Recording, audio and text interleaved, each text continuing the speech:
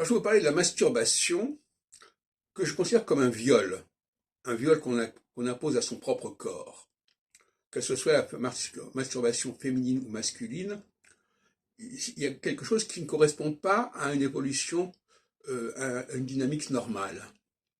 Euh, on, il y a une intrusion dans le processus sexuel par la personne elle-même, c'est vrai, sur elle-même, mais c'est quand même une intrusion. Et à mon avis, c'est pour ça que la masturbation a souvent été mal vue, parce qu'effectivement, elle est en contradiction avec le processus normal du plaisir, de l'excitation.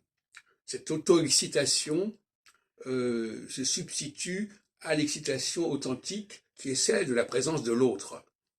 Et donc, il y a une forme d'autisme à vouloir s'exciter soi-même, d'ailleurs, on parle de masturbation au sens intellectuel du terme aussi, c'est-à-dire quelqu'un qui s'excite tout seul, voilà.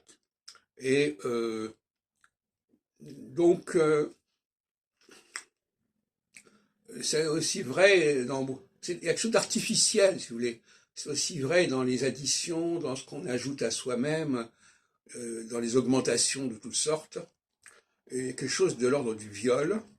Et je rappelle aussi qu'en ce qui concerne le viol n'est pas uniquement dans le domaine sexuel, mais aussi dans le domaine intellectuel et dans le domaine de la parole.